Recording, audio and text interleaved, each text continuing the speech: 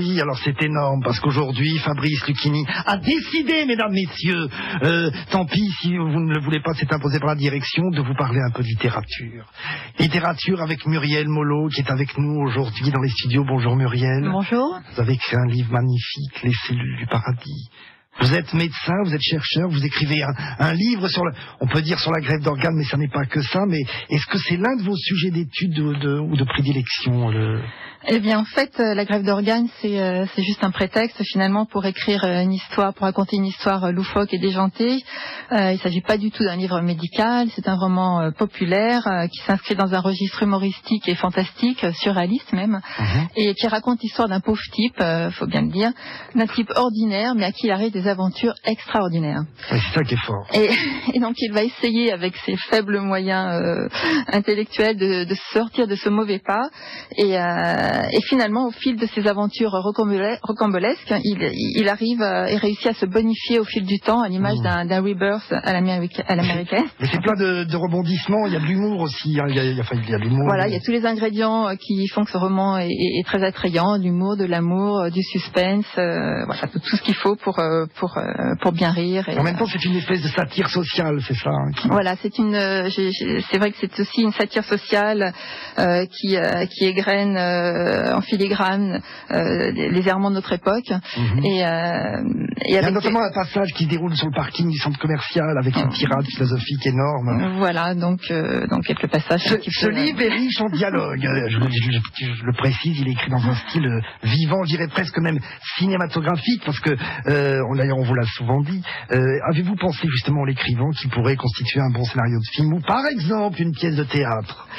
Eh bien, je n'ai pas prémédité le coup en fait, mais c'est vrai que ce que j'ai voulu faire, c'est vraiment de décloisonner, d'abolir, de transgresser les frontières entre les genres, entre l'écriture théâtrale et l'écriture romanesque littéraire. Et c'est pourquoi j'ai introduit beaucoup de dialogues avec le nom des personnages en premier, comme dans une pièce de théâtre. Beaucoup de un style vivant. Didascalie aussi pour décrire les attitudes. Voilà, oui, un récit écrit au présent aussi. Oui. Donc ce qui donne voilà, un récit encore plus trépidant et un style totalement novateur en fait. Et d'ailleurs, comment dirais-je, pour faire court, malgré le ton léger, le fait que ce livre n'a rien de médical, l'histoire aborde quand même un sujet profond qui est le don d'organes. David, vous avez déjà votre carte d'honneur? Oui, c'est fait. C'est fait, d'accord. Grégoire Collard aussi derrière le micro. Quel organe Grégoire aimerait donner? On va pas le dire. Pourquoi ce choix de vouloir porter une cause humaniste, ce contraste avec la façon humoristique de traiter ce sujet sérieux? Est-ce qu'il y a plusieurs degrés de lecture dans votre livre? Oui, donc effectivement, il y a plusieurs degrés de lecture. Au premier degré, donc le lecteur peut s'en contenter d'ailleurs, hein, il passe un bon moment, il rigole, il s'amuse bien avec cette drôle d'histoire, mais effectivement cette lecture propose donc une réflexion, un questionnement plus spirituel, plus existentiel, philosophique, voire même religieux. Et donc même s'il s'agit d'un roman populaire, c'est quand même un roman qui est écrit par je suis médecin, chercheur, et donc il y a ce côté, cet aspect humaniste qui se dévoile en filigrane encore une fois et qui peut apporter finalement c'est une histoire qui est pas si légère que cela, comme a pu le dire Bernard Pasquito, vous l'aimez bien. Est-ce que le fait d'aborder ce thème de l'au-delà, parce que c'est de ça dont il s'agit, signifie que vous imaginez, Muriel Mollo, l'au-delà de cette façon? Est-ce que ça a un rapport avec vos croyances? Alors est-ce que vous croyez aux événements paranormaux pour vous, est-ce que l'au-delà ressemble à cela, une sorte de paranormal? Donc c'est vrai qu'on a déjà souvent posé cette question, de savoir si j'ai vécu des expériences paranormales. En fait, il s'agit juste d'une grosse farce, bien sûr. Ça ne présume en rien de l'existence ou non d'un au-delà, des esprits, etc. Je laisse à chacun, bien sûr, la liberté de croire à ce qu'il veut ou en ce qu'il veut.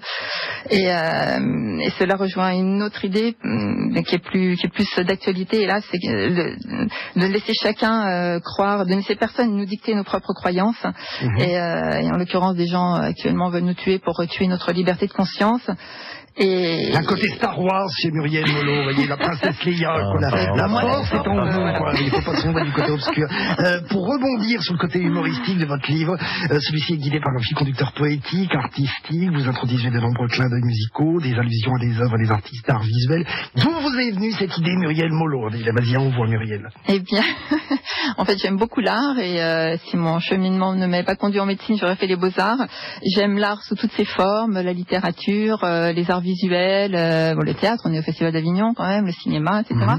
Et j'aime pas les compartimenter, encore une fois, et je suis d'ailleurs investie dans la vie associative. Je suis présidente d'une association qui s'appelle Vivart France, qui a pour objet de promouvoir le spectacle vivant et qui soutient en l'occurrence un spectacle d'opéra metal rock. De l'opéra metal rock symphonique. Voilà. C'est pas rien. Qui est écrit par deux artistes d'un talent fou, Michael Levin et Lydia Verkin. Et voilà, donc j'aime beaucoup la musique, j'aime l'art visuel aussi, je suis fan d'art moderne et d'art contemporain, je suis passionnée de street art. Et voilà, c'est pour ça que Muriel Molot, voilà, n'hésitez pas, ce bouquin, c'est le bouquin qu'il faut amener sur la plage, Les cellules du paradis. Après avoir lu ce livre, pour plein de raisons, vous ne regarderez plus jamais le ciel comme avant, c'est promis. Voilà, merci Muriel. Merci beaucoup. Merci Muriel, la suite de Daron fait son festival, c'est dans quelques minutes sur France Bleu Vaucluse.